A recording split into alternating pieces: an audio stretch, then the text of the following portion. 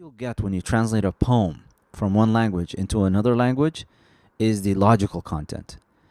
The poem will lose all of these other aspects of it, which makes poetry in its total effect untranslatable. There's an interesting point about this, though, when we're speaking about translating the Quran. First of all, the Quran is not poetry. Allah subhanahu wa ta'ala tells us, وَمَا هُوَ بِقَوْلِ شَاعِرٍ. It is not the statement of a poet. When you read a translation of the Quran, what you're reading is an English interpretation. It's an English rendering based on an interpretation by the particular translator. And that translator, if you read the introductions to any of these translations of the Quran that are out there, usually you'll find the author, the translator, telling you that they relied on, let's say, Ibn Kathir's tafsir, or Baydawi, or Zamakhshari, or Ibn Atiyah, or Ibn Ashur, or whoever it is that they relied on to make their selections with regards to which idea was the primary idea being communicated in this verse. They're trying to translate to you, to transfer to you the logical content of the Quran as it is. And then you'll have a really good one, will have footnotes. They will tell you these are the other potential meanings for it, or these are other associated meanings. And then you'll have to get into a deeper study to really get the full scope of what that verse is talking about. It's a lot more arduous. It's better for you to go and learn the Arabic itself and to just get that directly. However, when it comes to the recitation, if you hear the Quran in English, you're not hearing the Quran. You're hearing somebody's English take on the Quran. Does that mean, though, when you translate, since you lose a lot of the psychological dimension and sound, rhythm, tone, all of that, does that mean that you're actually isolated, you're blocked off from receiving that, from having that impact? Not necessarily, not with the Quran. And the reason for that has to do with a couple of things.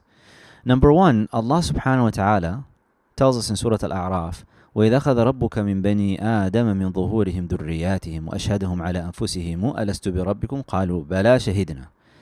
So when your Lord took out the offspring from the loins of the children of Adam and made them bear witness about themselves, he said, "Am I not your Lord?" And they replied, "Yes, we bear witness." So we have been exposed to a direct communication with Allah subhanahu wa ta'ala in which He asked us, "Am I not your Lord?" And we said yes. This is why Allah calls the Quran, among the many names that the Quran has in the Quran, it's referred to as a dhikr. It is the reminder. All right. Now we know that the Quran is the final revelation. And we know that the beloved ﷺ came as the final seal of messengers and prophets. There's no revelation after that. And this revelation is not just to the Arabs. It is to everyone. Regardless of your language, your background, this revelation is for you as well. So if you want to understand the logical content, what we need to do is we need to translate it for you. But how do you experience the words of your Lord? How can you recognize Him? Well, we already have we're not a blank slate. We came into this world, into our mother's wombs, with that in our being already. We have that in memory. We spoke to God. He asked us this question and we said, yes, we bear witness. So now, the Quran is kalamullah, غayru makhluq. This is the words of Allah that is not created and is being communicated to you, again, as a reminder. So how are you going to be able to recognize them if you do not speak Arabic? That's where tajweed comes in. If you note, the Quran, when it is recited, you don't just read it.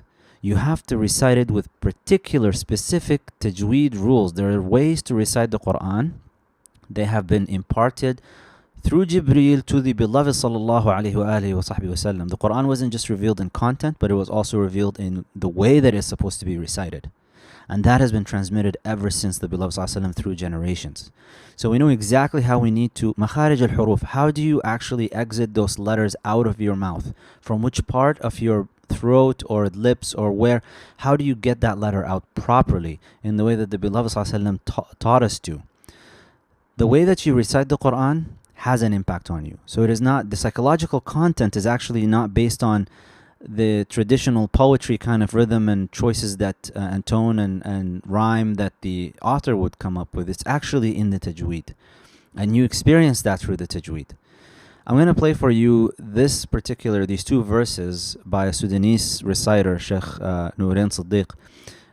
And what you need to do here, if you are whether you're an Arabic speaker or a non-Arabic speaker, just close your eyes for 2 seconds and just listen. Get out of your mind and just listen to the way that he's reciting this.